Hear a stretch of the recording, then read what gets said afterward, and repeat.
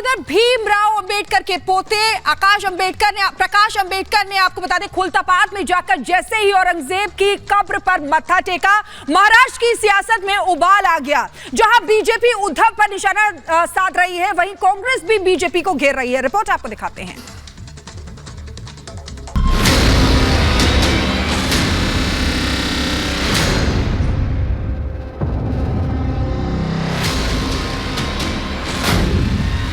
औरंगजेब की कब्र पर पहुंचे प्रकाश आंबेडकर। प्रकाश आंबेडकर ने कब्र पर चढ़ाए फूल। महाराष्ट्र के खुलताबाद में बाबा साहेब भीमराव आंबेडकर के पोते और वंचित बहुजन अघाड़ी के अध्यक्ष प्रकाश आंबेडकर ने औरंगजेब की कब्र पर जाकर मत्था टेका है। प्रकाश आंबेडकर के औरंगजेब की कब्र पर मत्था टेकते ही महाराष्ट्र की सियासत में टॉप गियर लग गया। बीजेपी ने भी इस बहाने से सीधे उद्धव ठाकरे पर सवाल उठा रही है। जिस औरंगजेब ने हमारे छत्रपति की निर्मम हत्या की, इस औरंगजेब को और उसके जातीय अहंकार को हमने इस मिट्टी में गाड़ा था और इसी मिट्टी से उभरे हुए आप इस तरीके की हरकत करेंगे, इसकी अपेक्षा नहीं थी। अब आपके जो साथी हैं उद्धव बाला साहब ठाकरे से लेके तो सबकी जवाबदेही इस बात पर बनेगी।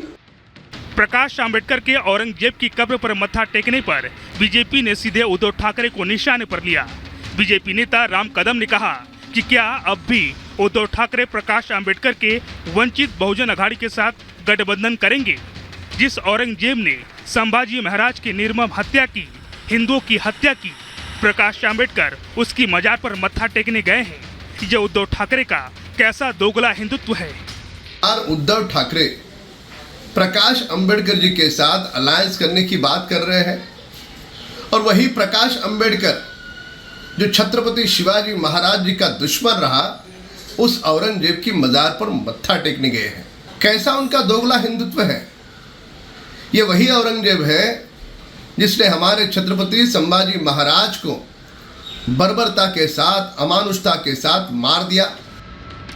औरंगजेब की मजार पर जाने के बाद प्रकाश आंबेडकर ने कहा कि वो औरंगजेब की मजार देखने आए थे और औरंगजेब ने 50 साल तक राज किया, इसे कोई मिटा नहीं सकता है। 50 वर्ष राज्य केलं ते कोणाला मिटवता येणार नाही। बरोबर, फक्त बाबासाहेबांनी जे सांगितलं की औरंगजेबचं राज्य जे आलं ते जयचंदमुळे आलेलं आहे।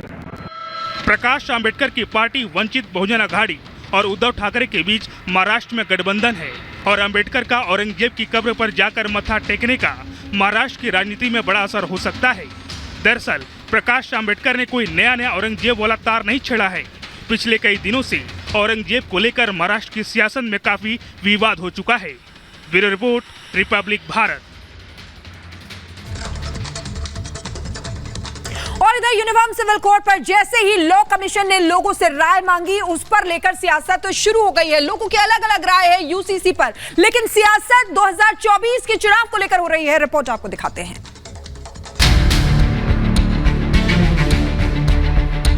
मैं चाहूंगा कि सिविल कोड का मामला जो है वो हलक से किसी के उतरेगा नहीं। आप हिंदुस्तान में कॉमन सिविल कोड नहीं ला सकते। कॉमन सिविल कोड राष्ट्रीय एकता और अखंडता के लिए समय की आवश्यकता है।